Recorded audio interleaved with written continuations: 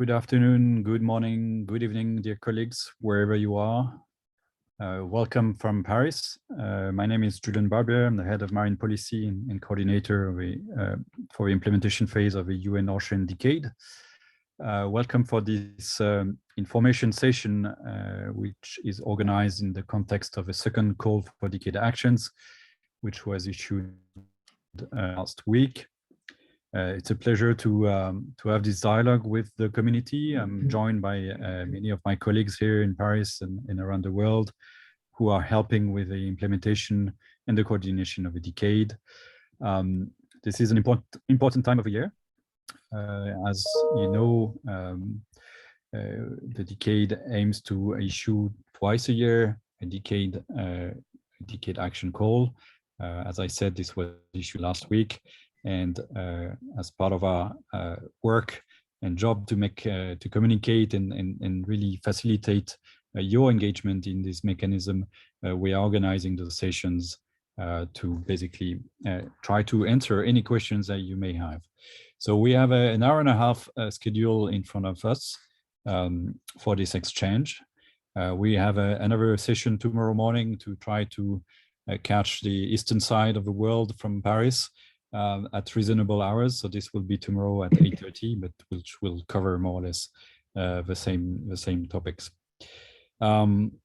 We want this interaction to be lively, so you will have the opportunity to either post your question in the chat, or you might even want to take the floor to ask your questions vis-a-vis what you are going to hear. So I think with this, we are probably ready to start. We will start with a kind of introduction presentation on the scope of this second call for decade actions. And then we will basically open the floor and try to address your comments and questions.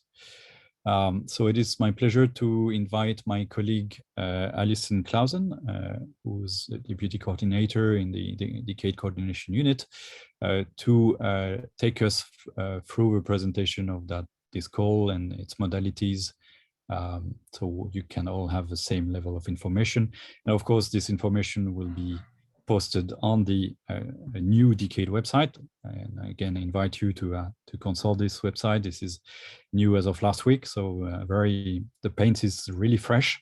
An important mechanism as part of that website is the global stakeholder platform, which is built on this. So I very much invite you to register to a global stakeholder in order to access all the full capacity of a website. And again, we will also be able to take any questions you might have on that facility. So without further ado, I would like then to invite my colleague Alison to take us through this second call. Alison, over to you. Thank you, Julian, and good afternoon, good morning to everyone. I'm thrilled that you can be here. We've got about 75 people online so far, and I'm sure others who will be joining. I've only got 5 slides, I think, but they are pretty jam-packed with information. So to let you know, I will be posting a link to a PDF version of these slides in the room, in the chat, just after I finished talking. So you will have access to the slides.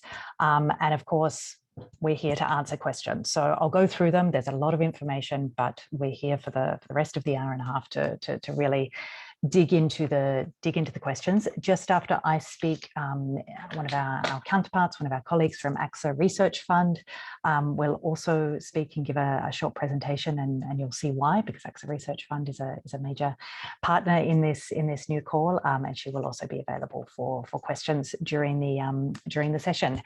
So without further ado, let's jump in. So this is, as many of you know, the second in a series of regular calls for decade actions. They are planned every 6 months. So we're trying to get into a routine of launching them pretty much on the same dates every year, so that the community also starts to get used to the timing and the rhythm of these calls. This one opened last Friday on the 15th of October, which for those of you who were around a year ago, remember that that is the same date where we launched the first call for decade actions. This one, however, has quite different deadlines for different elements of the call. And I'll come to that in the next slide, because I think that is a big difference between the first call for decade actions and the second call. This one is made up of some very different and diverse and exciting elements. So the scope, again, comparing it to the first call for decade actions, which you remember was really focused on programs and contributions, and we had no thematic restrictions, we had no geographic restrictions. It was the first call. We really wanted to see what was out there. This time we're a year into, or nearly a year into the decade. It's time to start constructing the science we need. It's time to start looking and being, we feel, more proactive and deliberate about the way we're constructing the priorities of the decade. We've had many discussions with the Interim Decade Advisory Board and within the Decade Coordination Unit about how best to do that through the calls for decade actions, which are our main mechanism, of course, for identifying decade actions over the next 10 years. So you'll start to see these calls for decade actions coming out with different priorities in terms of themes, in terms of geographies, etc. Now, we're still trying to find a balance, so we may not have got it perfect. We're still looking at testing different ways of doing things, but we are trying to find a balance between having that prioritization, that focus on certain key issues, but not closing off opportunities for partners to become engaged in the decade. And that has what is, trying to find that balance, I think, has led to some of perhaps of the complexity in the scope, but hence the reason to be able to communicate very clearly with you and have these discussions to really be able to explain what the call is all about. So with that background, let's jump into the 5 main elements of this call for decade actions.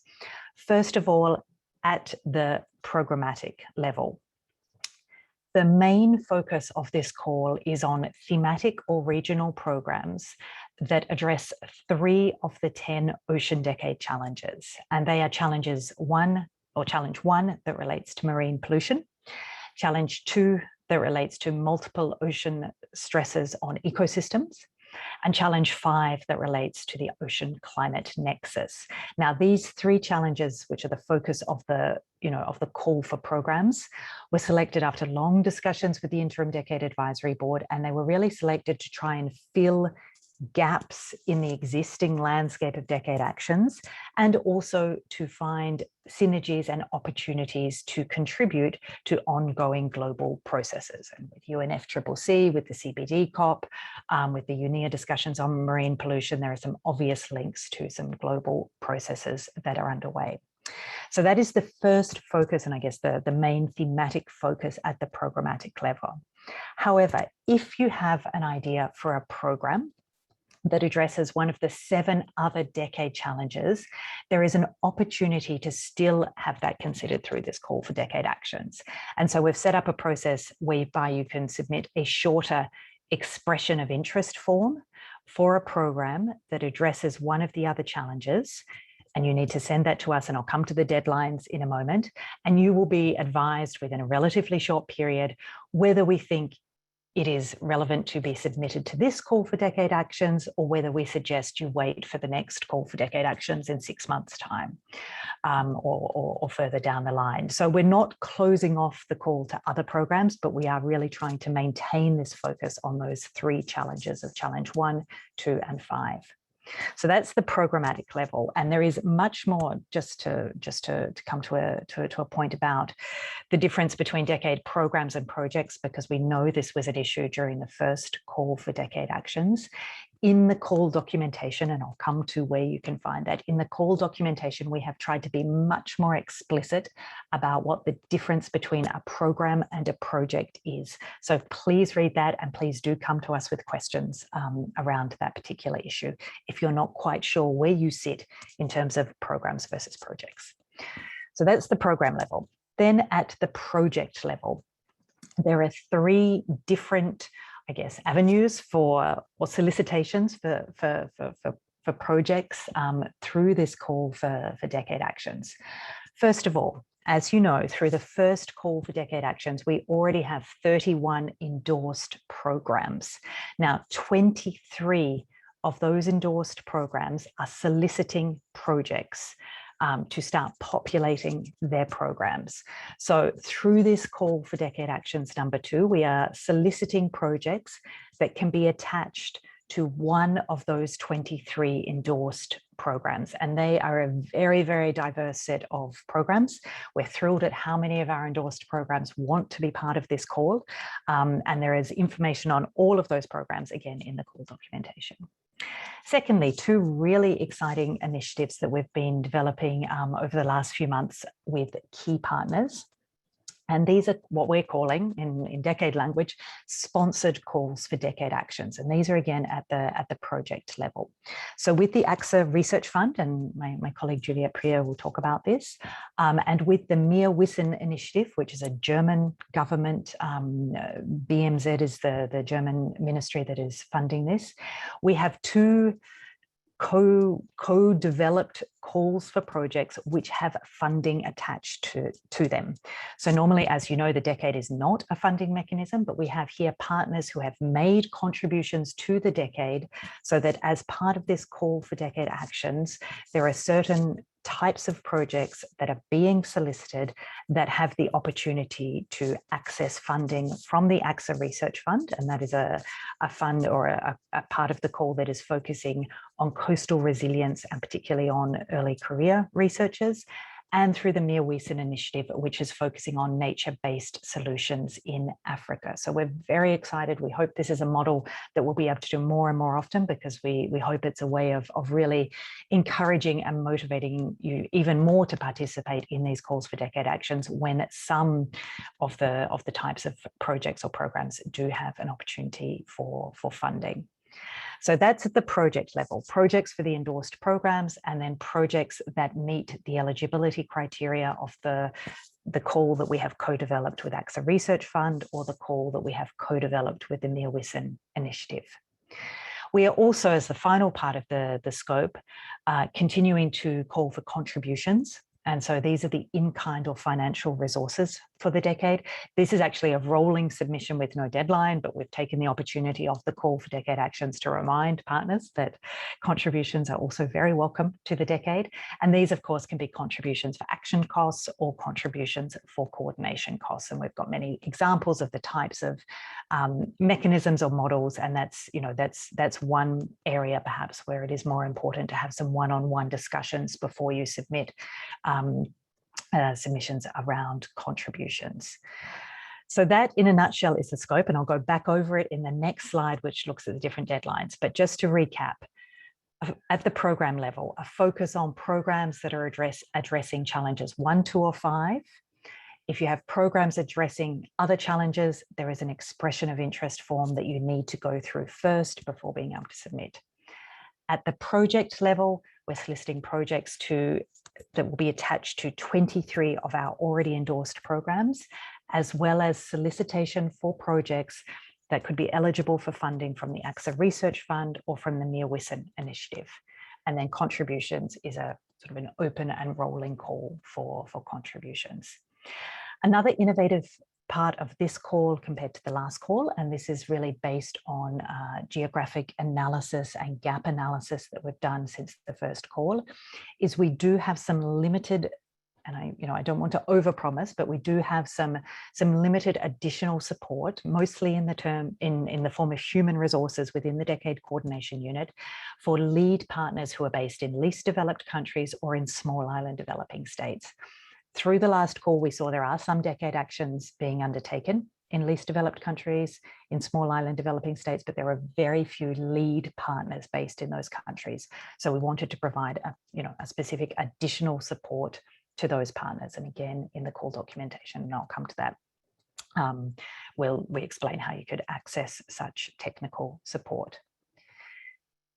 In terms of information and resources that are available for applicants and that you really, really need to be very familiar with before you submit, There is a guidance note for applicants. This is, similar format to the one we had last time, but we've tried to be more proactive, I think, in answering some of your questions, particularly in terms of definitions and some questions around whether existing initiatives are eligible or not, questions around funding and so on.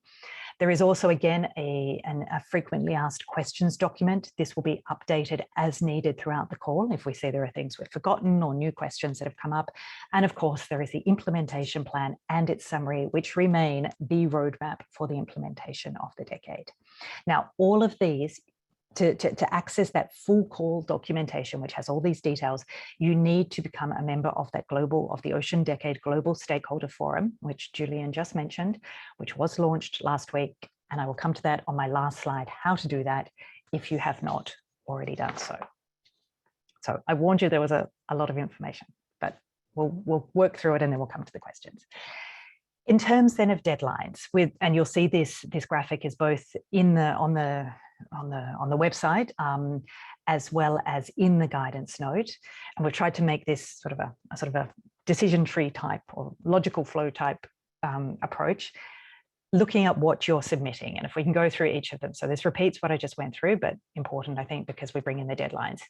If you are submitting a program focused on challenge 1, 2, or 5, so marine pollution, ecosystems, ocean climate nexus, the submission form is via the Global Stakeholder Forum, and your deadline is midnight or just before midnight on the 31st of January, 2022.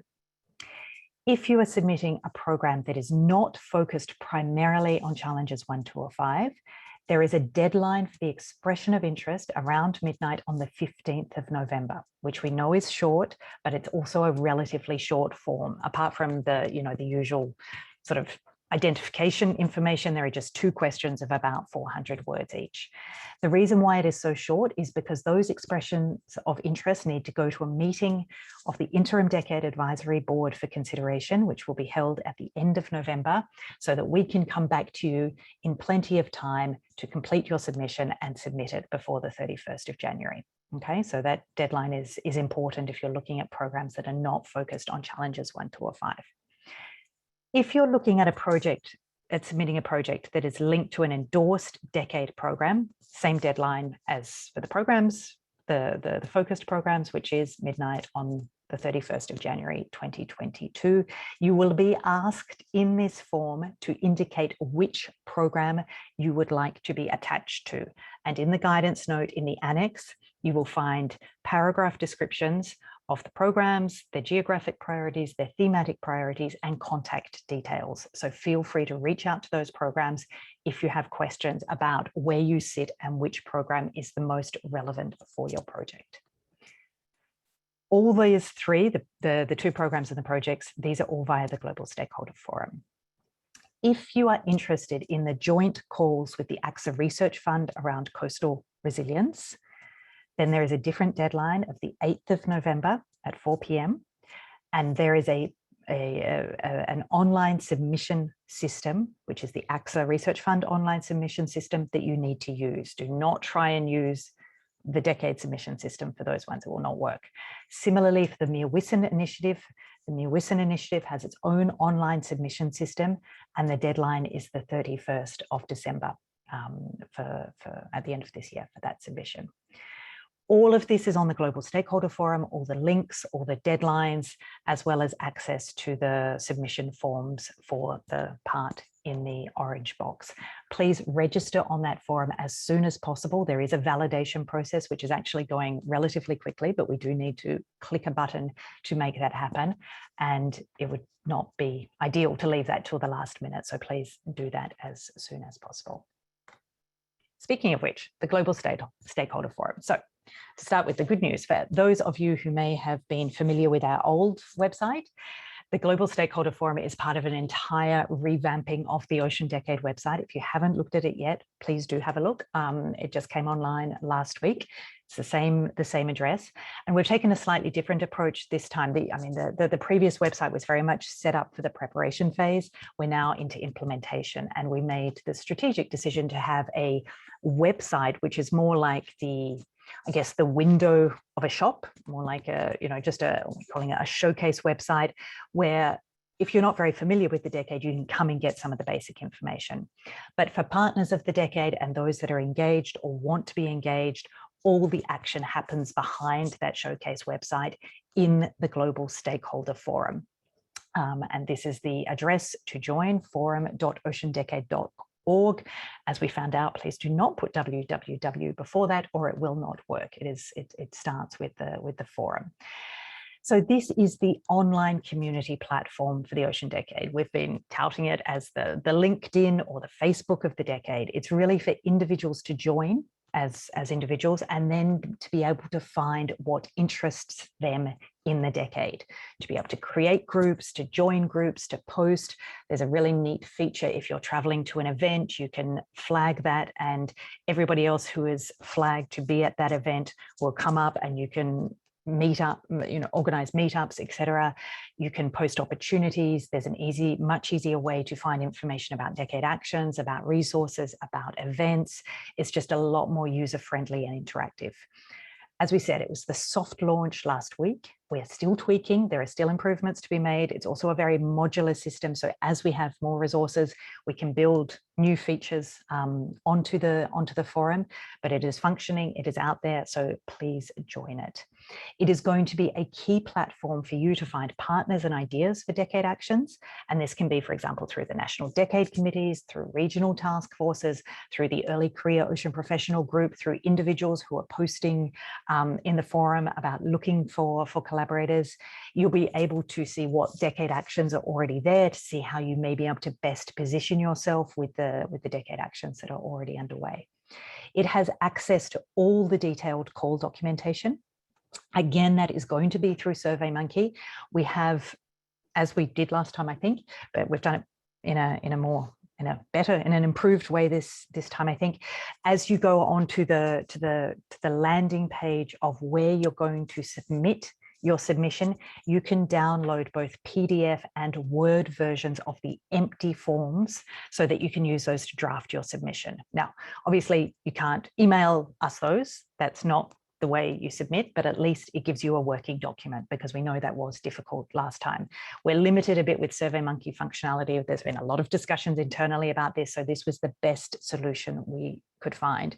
We also have information in that call documentation, because this was another question that came up.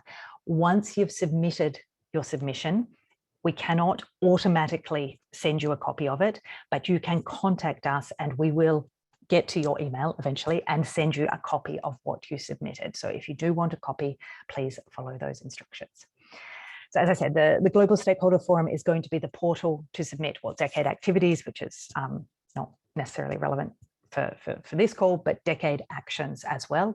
There will be space, or there is space, for communities of practice, which are really the groups of endorsed decade actions. So once you get endorsed, you'll be able to join those groups. And then it's something, as I said, that really facilitates sharing of information on events, news, resources, decade actions, etc. So please join up as soon as possible. Do let us know if you're having problems. We've got colleagues on the call as well here this evening. If you've had problems and you have questions about that, we will try and answer them, or we will find another way to answer them. Just a quick reminder on the decision-making processes for endorsement. The programs, both the full submissions and those expressions of interest, the final decision is made by the IOC Executive Secretary, but based on advice from, at the moment, the Interim Decade Advisory Board, but once it is established later this year or early next year, the definitive Decade Advisory Board. The projects that are not part of the Axa Research Fund or the Meerwissen Initiative calls, again, it's the IOC Executive Secretary who makes the decision on endorsement based on advice from the programs, so the programs that you want to attach to, and technical advice from the Decade Coordination Unit or the DCU, which is obviously which is us, essentially housed within the IOC Secretariat. For the Axa and Meerwissen projects, there is a separate evaluation process. There's a lot of information on those websites about that. And of course, the Decade Coordination Unit is involved in the evaluation of those submissions that are coming in at different stages in the process. The final decision on actual endorsement rests with the executive secretary, but the aim is that, or the objective is that is a simultaneous process, that as projects are being accepted for funding by Axa Research Fund or Meerwissen, they are also being evaluated on and accepted for endorsement. And then on the contributions, the IOC executive secretary makes a decision based, again, on technical advice from the Decade Coordination Unit. One thing that is not mentioned here, and I don't know if we have any UN colleagues on the call, there is a separate process for registration of UN-led actions. We have communicated widely on that, I think, in UN Oceans, but if you still have questions, please contact Julian or I, and we can give you the information. But that is, again, a rolling process with no particular deadline, and there is, again, a separate form for that. So one last slide where I tried to put important things to remember. I'm sure there are things that we've forgotten, but this is sort of things that have come to mind that may be very useful to remember. So as I said, well, as I think I said, there are different types of decade actions, and this difference, this distinction between programs and projects creates confusion. And I think I recognize that for the first call for decade actions, we were a little bit wishy-washy perhaps in some of the documentation. We have tried, as I said, to be a lot more explicit in how we define, how we consider the difference between a program and a project. So please read that. And if you still have questions, come to us and ask us those questions, because it's really important that you're applying for the right type of decade action. That's not to say that if you apply for the wrong one that, that you get eliminated, because we can switch things around, but it makes the evaluation process a lot more streamlined if you're applying at the right level. Also, information on the endorsement criteria. The forms, for those of you who saw them last time, you will see the forms this time are streamlined. I mean, they're still relatively long by the time you get all the sort of the identification parts at the front, but the forms are much more focused on how your action meets the 9 or 10 endorsement criteria in the implementation plan. So really become familiar with the endorsement criteria, because that is what your application is going to be assessed against.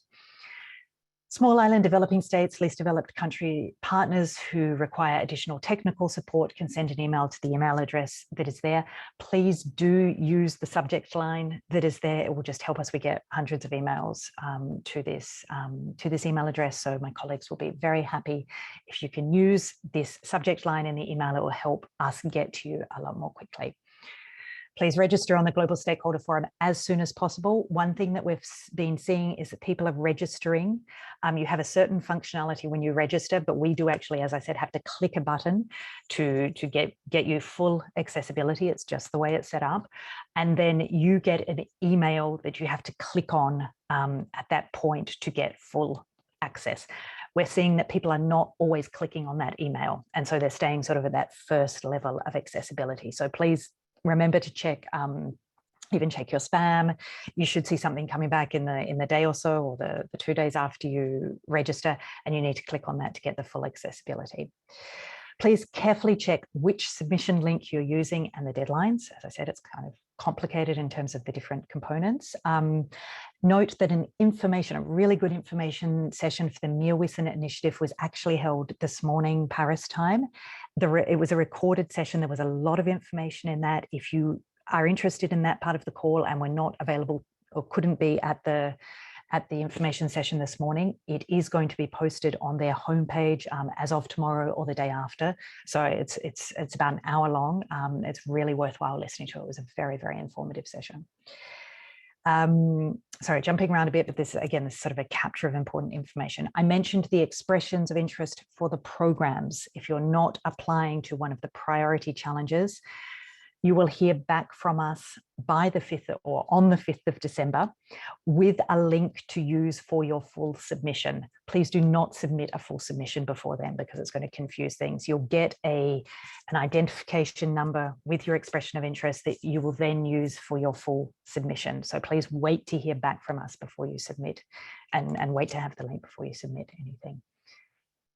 If you have questions, technical questions for the programs, please contact them directly. All the contact details are in the call documentation. If you have a process question, please start with the FAQs. The FAQs, it's 12 or 14 pages of text. We've tried to organize it as much as possible, but there's a lot there. But please start there. And then if still needed, contact us at this email address. Again, note the subject line, just put something about question and call for Decade Actions #2, so we know what it's about, because that is the email address that's used for everything. And we want to try and prioritize these questions that are coming in, and we will try and reply as quickly as possible. And then finally, decisions, when will they be made? Our aim is the first half of 2022. We will do this in batches, as we did this year. As some of you know, some of them went through really quickly, others took more time. We had a last batch come out just last week. But please, the really important thing, as you're submitting, if you put accurate contact details, we can keep you up to date with the status of your submission. If you can, also check your spam filters for this email address, theoceandecade@unesco.org. We had quite a few people asking us why hadn't they heard anything. And in fact, all the emails had ended up in the spam because it did not, particularly some of the government agencies didn't like this email address. So please, if you can, set your spam filters to accept things from this email address, and it will facilitate you getting information about where your submission is up to, or if we have questions for you, or if we need to get more information. So I think that's it. As I said, a lot of information, but that's why we're here, to answer questions. And I will hand back to Julian, who I think is going to hand over to Juliet. Thank you very much. Thank you very much, Alison. Indeed, a lot of information. I hope our colleagues are able to digest this. But again, as has been mentioned, a lot of our resources and supporting documentation will be available through the website. And again, the Secretariat is available to answer queries. So don't be overwhelmed. But also try to understand, what you would like to propose towards the decade. And I think once you have this more or less visible in your mind, I think that the process will then be derived from there. As Alison mentioned, we have one of the modality that is being put forward, particularly in terms of calling for specific projects, is the Axa Research Fund. So we've invited our colleague Juliette Prieur from the Axa Research Fund initiative to tell us a little bit more about the modalities for pitching ideas and projects for this specific co-branded call. So it's my pleasure to give you the floor, Juliette, if you are here. Yes, I can see you. Yes, sure. Just let me turn on my camera. Thank you, Julien. Thank you, Alison. Very happy to be part of this call. So I am Juliette. I'm working at the Axa Research Fund, where I am in charge of projects related to climate and environment. So I don't have slides, so I'll try to be brief, but I will explain our initiative, and I will start with the Axa Research Fund. So I'm pretty sure you all heard about Axa in your lives. So Axa is a global insurer which protects people, goods, and which is also doing with asset management. We insure 100 million clients in the world, and we are present in 57 countries. So within this broad ecosystem, the Axa Research Fund is the scientific philanthropy of the Axa Group. It has been created, now nearly 15 years ago, with the mission to support science in three main areas, which are climate and environment, but also health and socioeconomics. And actually, socioeconomics was kind of the root of the Axa Research Fund, since we have been created in 2008, when the financial and economic crisis occurred. So why supporting science as an insurer? We really believe that science is key to understand and to foresee the main challenges that we are all facing as I mean, the planet, but also as societies, communities, and so on. And so supporting science enable us to better understand the risk associated to the main issues that we are dealing with, and it enables us to better adapt and mitigate those risks. So since 2008, we have been supporting 660 researchers in 300 academic institutions, and our call for projects are open globally. So we welcome applications from every country in the world. What else can I say? We have two main missions. The first one is, of course, to support excellent science. So for that, each project and each researcher that we support is validated by our scientific board after a strong and rigorous selection process. And the second mission is to get science out of the lab, if I may say so. And we really try to support and help researchers in their dissemination initiatives so that policymakers, the general public, decision makers can get access to science to make the right choice. We support researchers mainly through chairs and postdoctoral fellowships. And so a few days ago, we've launched the postdoctoral calls for projects on coastal livelihoods and how to build more resilient coastal livelihood in collaboration with my colleague Julien and Alison from the IOC UNESCO team. So maybe a few words on the postdoctoral fellowships. They are open to researchers who already hold a PhD degree and up to 5 years after the PhD completion. We support fundamental and applied research, bearing in mind that we stay in the area of philanthropy, so we do not fund research and development projects and so on. For postdoctoral fellowships, the Axa support is 125,000 euros for a period of 2 years. So not 125K per year, but really for 2 years. And for this specific call for projects, we will be able to support 8 researchers, so in the area of coastal livelihoods. There is on our website, on the Axa Research Fund website, a call documentation with all the guidelines, eligibility criteria, and process how to apply. Everything is available on our website, but I will be happy to answer any questions that you have regarding the Axa Research Fund or regarding our joint initiative with the IOC UNESCO team. So yeah, happy to answer every question that you have. Great, thank you very much, Juliette. And again, thanks to the Axa Group for this support that you're making available to the DK community. This is certainly very innovative and certainly something that we would like to replicate with Axa and other partners in the future. I think this is really the type of new partnership we're looking for in terms of building the science that we need.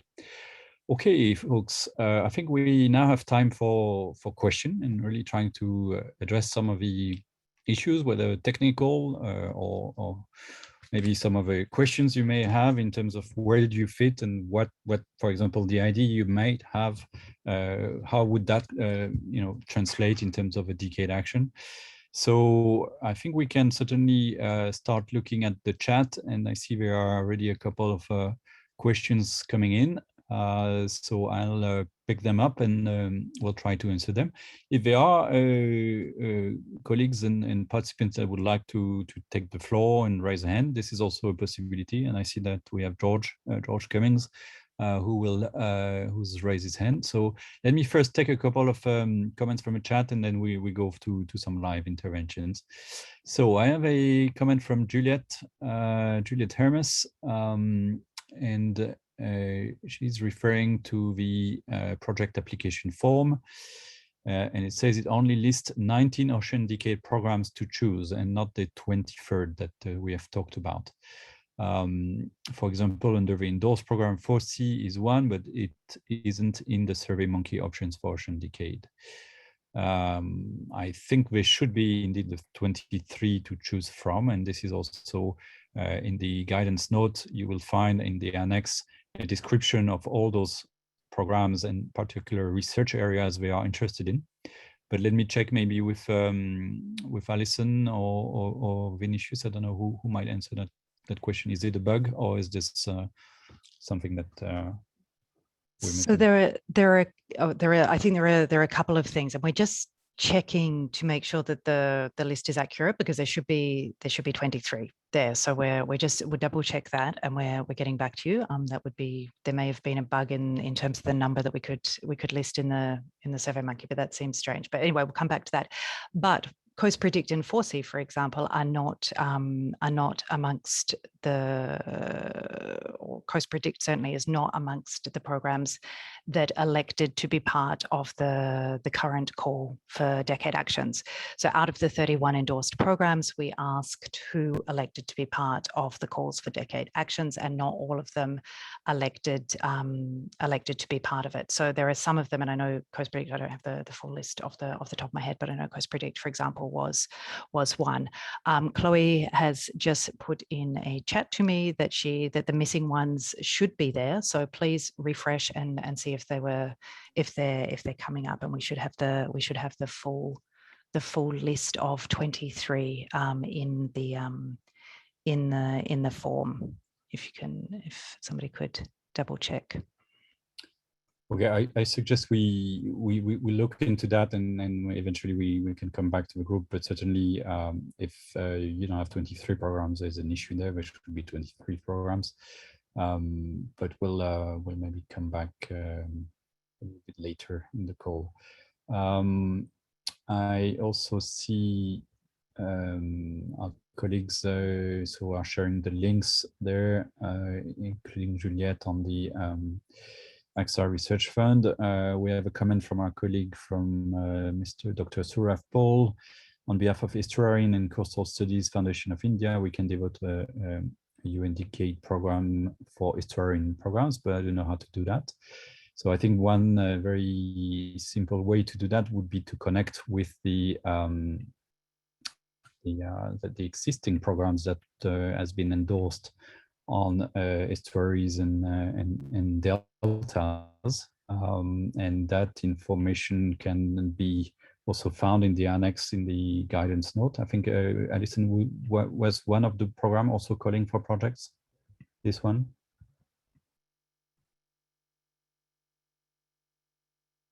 For the, sorry, I was on the. Sorry, on the Delta programs. I believe it is, yes. Okay. Yes, so that should be in the annex to the guidance note. But I see that Juliet has also put in there that the annex, the annex in the PDF will need to be updated to include that. But yes, it is one of the ones that should be in there. So sorry for that oversight. It seems there is a mismatch between the list on the SurveyMonkey and the list that is in the annex of the PDF. But we will fix that this evening, and there will be an updated PDF in the next hour or so. Okay, great, thanks. I see there's a comment on the, could you help define a program and a project? I think that's an important distinction. Do you want to go over that, Alison? Yeah, I can start on that, but of course, feel free to add. So essentially, programs are the multi-country, global or major regional, long-term initiatives that work along the entire ocean science value chain, from the identification to the generation to the use of the knowledge. They need to be interdisciplinary, multi-partner, as I said, international. They need to have at least some of their funding secured, although not necessarily all of it. But they're really the big building blocks of the decade that address one or more of the Ocean Decade challenges, and that would run for a minimum of 4 or 5 years. So it's really in terms of the temporal scale, the geographical scale, the interdisciplinarity, and the fact that you're working along that entire ocean science value chain. And in the guidance note, you will see that there are some criteria that we use to make that, you know, to say, is something a program? A project is smaller scale. It can be smaller scale in different ways. It can have a smaller geographical scale. It can have a shorter time scale. It can focus more on one part of the ocean science value chain. So it may focus purely on the, you know, or more on the generation of knowledge rather than the, you know, the full ocean science value chain. It may include fewer partners. So it's really something that contributes to the overall aims of a program. And the way that we're looking at the architecture of the decade is to have the programs in place, as I said, sort of as the building blocks, and then projects that will populate those different programs and that will start and finish over the life, you know, as the program continues, projects will start and finish throughout that period of the overall program. Great, thank you very much. Now let's go for a live intervention. I see we have George Cummings who would like to take the floor. George, would you like to state your question?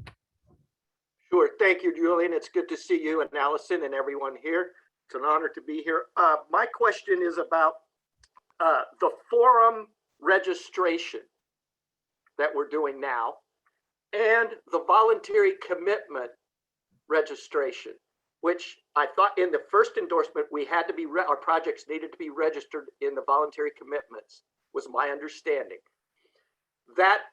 So is that replacing the voluntary commitments is part A of the question, or B, that voluntary commitment thing, if that's still a requirement, that site's been down since like September. We can't do edits, and I have several partners. So we're the Mesoamerican Coalition, 75, the North Atlantic Rift, 75 countries, 25 NGOs in the pilot project, 100 projects right now. I mean, we're kind of trying to beat the SDG. I tried to follow Peter's instruction from 2017 and go to every sector and get them involved. We've done that in the Mesoamerican, but I'm having trouble getting our people registered, or yeah, something's happening with that registration site. So I just want to be able to tell the 25 NGO leaders, yes, you need to register both at the forum and the voluntary commitments. And when is that commitment site going to be working again, if it's, or is it going away? There's my question. Okay, thanks for that, George. And I think there's two issues here. I mean, first of all, there's if you would like to contribute to the decade, yes, do register through the Global Stakeholder Forum, which was launched last week. So this is a new website. This will allow you to also see what are the other actions that are being put forward. I think the second part you're highlighting is the website for commitments to the SDG 14 UN Ocean Conference of 2017, which is a completely different process. And that is a process that is led by the UN in New York, by UNDESA primarily. To which the decade was one of the commitment, but certainly I think the decade has its own framework for commitments and for actions. So I really invite you to use the Global Stakeholder Forum that's now operational, and you will be able to create a profile there, and also to showcase the good work that you guys are doing. With this, I would like maybe to move to another question. Would a submission to cover working with coastal fishing communities and authorities to disrupt IUU fishing activity in coastal ecosystem qualify under this call? So this is a question from Andrew Earth at PBC. I guess it depends, right? As it's been mentioned, particularly if you're thinking about a program contribution or a program action, which is kind of this large-scale multinational initiative, we are specifically calling for 3 topics. Now, I'm sure you can build in that, some of aspects related to fisheries management. But I think this particular topic that you have here is a little bit maybe outside of that scope. Having said that, if this is a project that you would like to submit and that would link to an existing decade programs with a focus on fisheries, that's a possibility. And again, I don't have in front of me whether we do have those fisheries programs that are actually calling for specific projects, but certainly that could be one way forward. Also remember that we are going to, focus on specific topics at each call, and I think certainly, for this one we are highlighting those 3 areas in particular. But this is as we are building and designing the science we need, and we are trying to identify specific gaps. Certainly there will be in the future calls that are maybe more related to ecosystem and fisheries management, including specific tools for monitoring so the fisheries and enforcing fisheries management. With this, then I'll go to the next one. This is from Aparna Sood. As our charity, 10% for the Ocean is a funding body aligned with SDG 14 and have no projects of its own. Can we become a part of this goal through the application process you mentioned in this session today? If yes, that is, what is the right way for us to proceed? Alison, you want to have a go at that one? Yeah, sure. And I think we've had some initial contact perhaps with some of your colleagues a few months ago, and be very happy to pick the discussion up again. But I think this is one that would fit into the category of a contribution. It certainly, at least from some of the thinking and from our understanding of the way you're structured, this could potentially be a contribution through your capacity to leverage funds for decade actions in a way that aligns both with your own priorities and the priorities of the decade. So the aim would be to submit that through the contribution form, but we would be very happy to continue having a discussion about that and explore the different mechanisms that exist under the decade for funding bodies to become part of the decade and have contributions, because there are different ways in which we can do that depending on how best meets your needs and your structure. That's brilliant. Thank you. Thank you very much. Great. Thank you. Now I'm going to a question from Philip Bishop. Can you break down what joining a program offers, please? We have set up a Research and Industry Alliance, BORA, recently, but are wondering what value could be added here. So maybe I can start answering this one. Clearly, I mean, in the concept of the decade, we need to start with individual commitments and ideas, projects and programs, but the decade is more than just endorsing actions. It's also creating a working environment to really help us identify where further investment in ocean research are needed, where are specific data gaps, where capacity development needs are. And to do that, we really need to create this interaction between the different level of actions. So I guess part of that answer is really creating a community of partners who are working on similar topics to basically also address the issue of identifying gaps and resource assessments. Remember that one of the tasks of a decade is also to try to match the resource needs of those decade actions with what potential investors, whether they are governments, philanthropy, or private sector, might want to put at the table. So I think all those are kind of elements that we foresee, and in this context of in this ecosystem. And one of the ideas is to establish a number of communities of practice where those programs and projects will be able to work together. And this is something that is very much foreseen in the Global Stakeholder Forum, where we will have dedicated space for those interactions. From our side, we feel it's very important that there is some kind of umbrella in architecture to help the projects also plug into an existing communities and reach out to maybe end users that are not already engaged. So that's, I guess, is a proposition value on this. I don't know, Alison, if you want to add anything on that. No, I think that really sums it up. I mean, our response to that is, yeah, it's about collective impact. It's about partnerships. It's about eventually finding, access to new resources or funding, and that will happen through the role that the program says, as you mentioned, as well as these communities of practice. So it's really helping you, I guess, what you're doing become part of a broader goal, a broader impact in different ways. Great, thank you. Let's go to a question from Caitlin Lauder. Is it possible for a project to be endorsed or under the umbrella of more than one program if it speaks to the goals of each program? I think the answer is yes. Certainly there are projects that can contribute to more than one program, and I think we very much encourage that kind of interaction amongst those.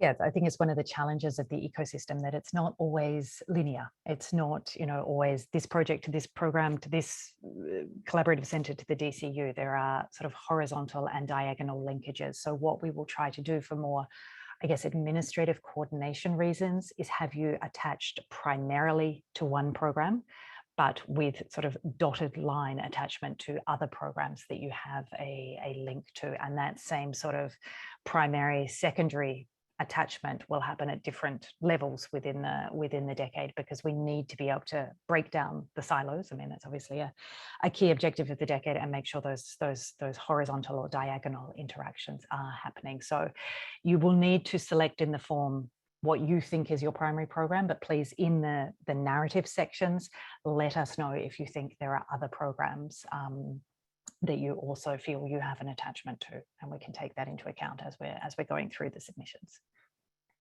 Great, thank you very much.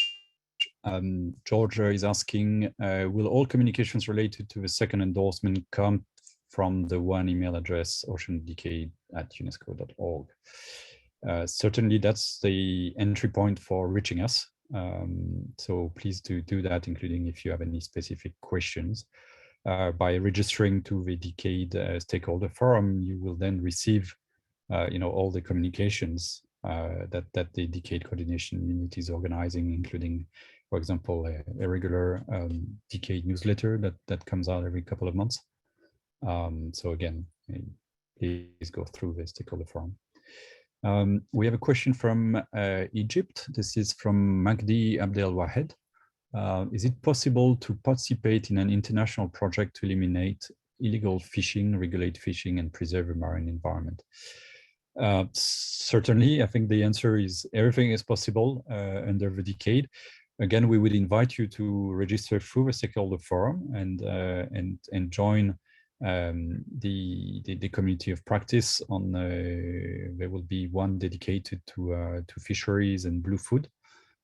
So this is one way to create and understand, over like-minded interest and create a collaboration.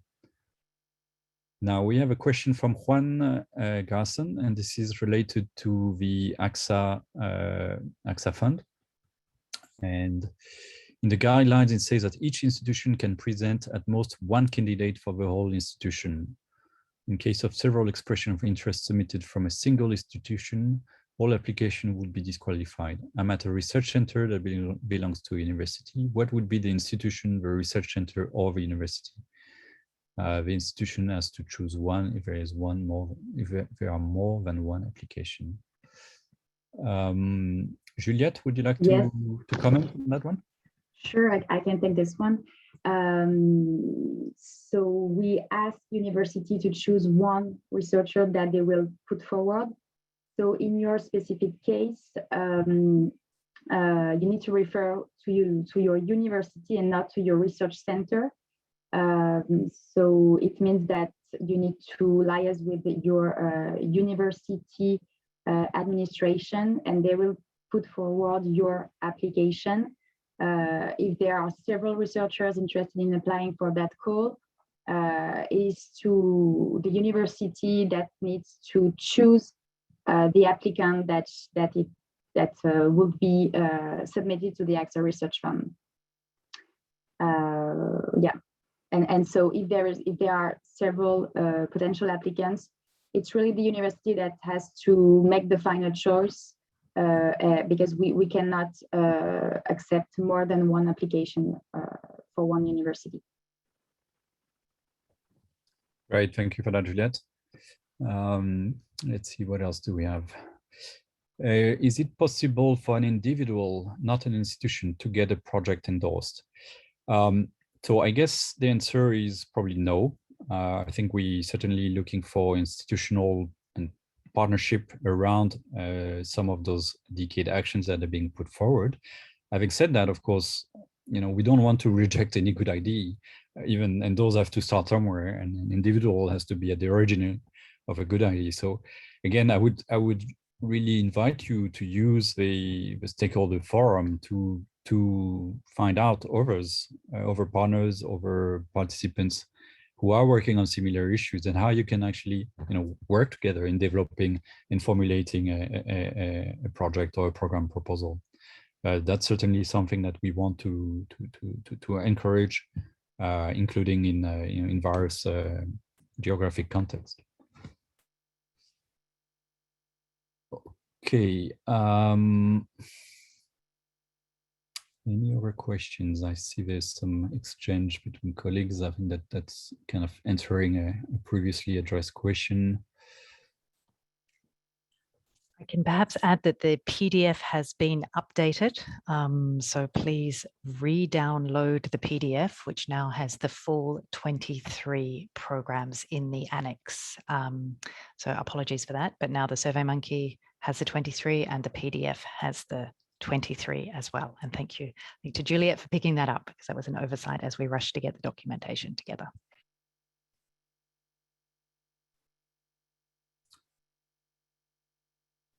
So I see another question from Regina Follow Roncho from Nigeria. You mentioned 3 key topics. All the key topics are centered on fisheries. No, they're not. Well, if we're talking about the 3 topics vis-a-vis the programs that are being called the new programs, again, those are related to marine pollution, to ecosystem resilience and multiple stresses, and to the ocean and climate nexus. I mean, those are already relatively broad focus, and certainly some of those might have an impact or a specific focus on fisheries. But these are the 3 themes that are being addressed through this the decade programs. And again, re-emphasizing that there is also the possibility to propose decade programs for the other themes, and I refer to the modality of expression of interest that Alice has explained.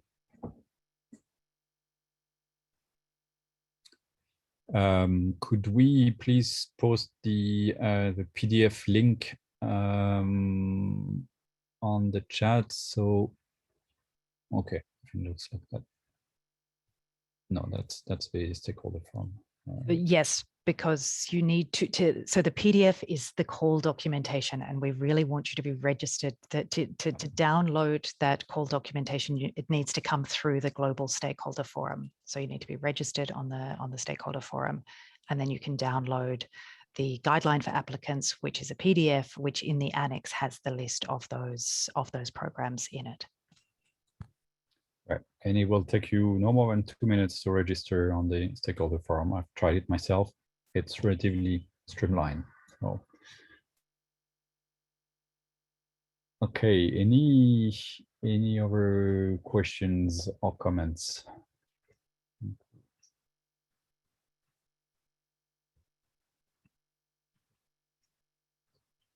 I see none. We've reached the hour mark now. I'll just wait for maybe a couple more minutes, and if not, then we'll wrap up.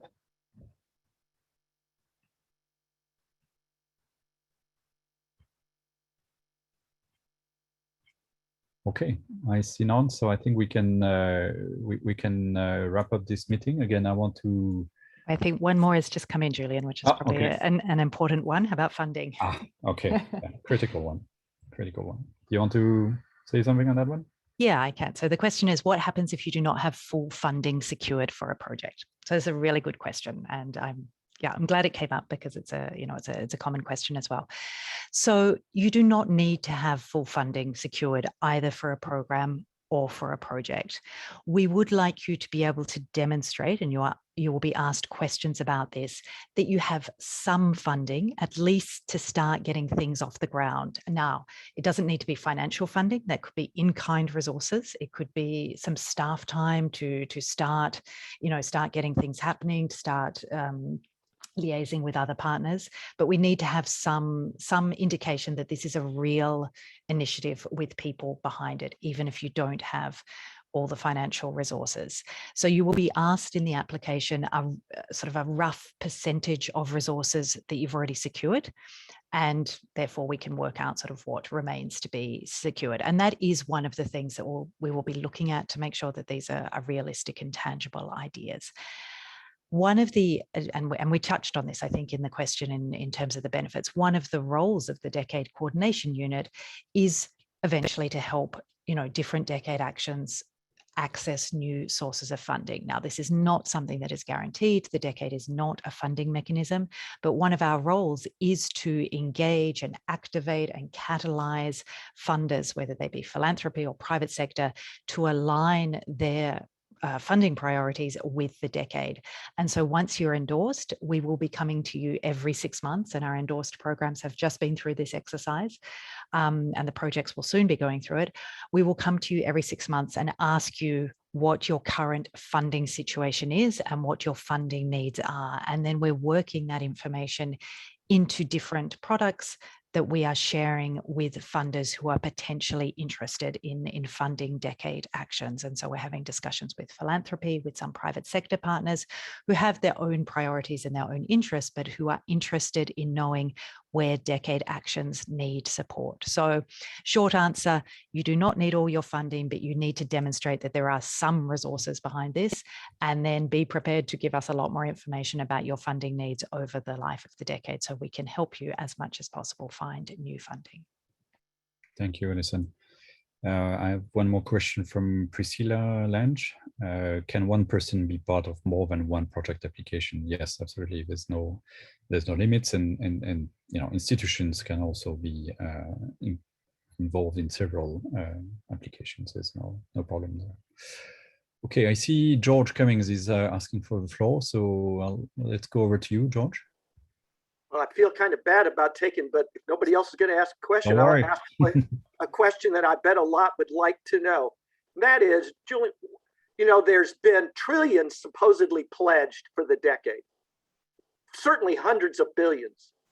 There's how many? I mean, there's only like 1,600 registered projects or commitments at the UN. So if you just took 1,500 there, I have no clue how many are registered at the forum, but it's probably going to be something similar because most everybody's going to re-register now on the forum. If you took those and just maybe some kind of I'm going to call it a Guy Kawasaki leap forward seed funding. If you took and put people in 3 categories, 250, 500K, and $1 million, just to give them some seed funding for 2022. So vet them a little bit, get them some seed funding, and get a lot of projects started, amplified, accelerated a little bit while you figure out these huge program issues. As just a concept to sort of say, let's get a lot of people in the field working immediately that are standing there with their hands up, with their fins in their hand, ready to jump in the water, their boots to get in the mangrove mud. Let's get them just a little. I mean, some of these groups, they've never raised probably in their entire life $250,000 career. So $250,000 to some of these small NGOs I'm meeting in Belize and Cozumel and blah, blah, blah, their whole world would be changed. They've done miraculous things on nothing, basically, for years. Is there anybody that could go to these billionaires, trillionaires and say, hey, let's infuse 1,000 groups immediately for 2022? And I'll be quiet. Thanks, George. Well, that's exactly what we are trying to do, and that's really to create a funding enabling environment for the decade actions and for the proponents behind the actions. But that does not happen in one day. But certainly, I think through specific channels and discussion with the philanthropies, and believe me, that takes a lot of time, because philanthropies, you need to focus on a one-to-one for each of them and really develop a strong relationship. So that there's a resource requirement there, but certainly I think this is important, and this is also some of the key message that we are delivering. We're very happy to see some of the private sector organizations who are starting to look at the decade and looking at the portfolio of actions we have in the decade, and seeing what they could fund there. And I think that's happened with some of the partners we're discussing with, but we need to maximize that to a much higher level. At the same time, we have also this mechanism for contributions, right? Remember that we have the programs, the projects, we have the contributions. The contributions comes from governments, it comes from the billionaires you mentioned.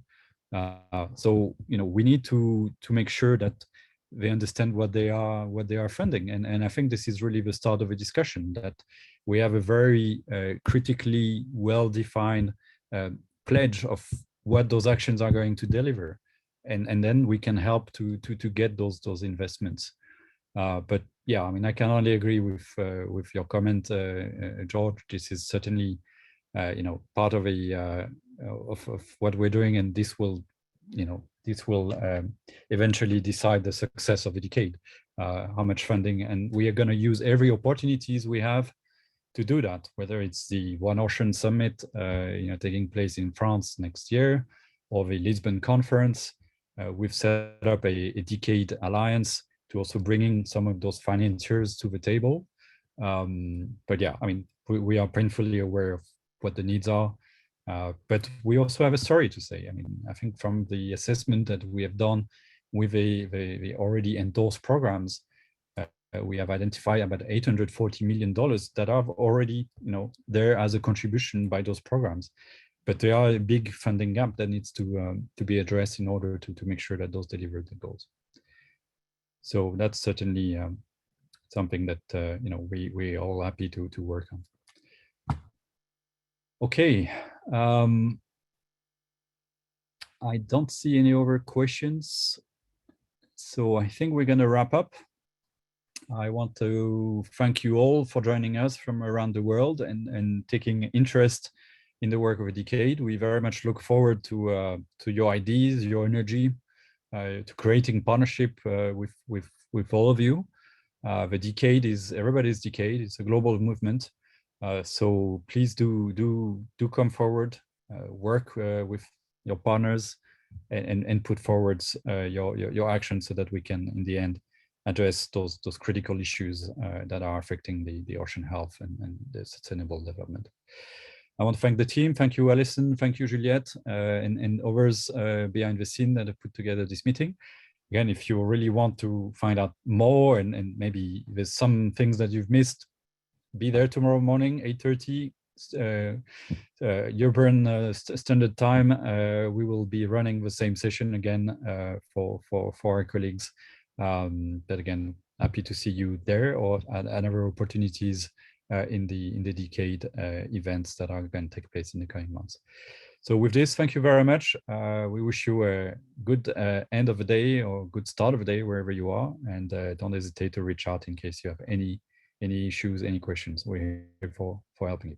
Thank you. Have a good day.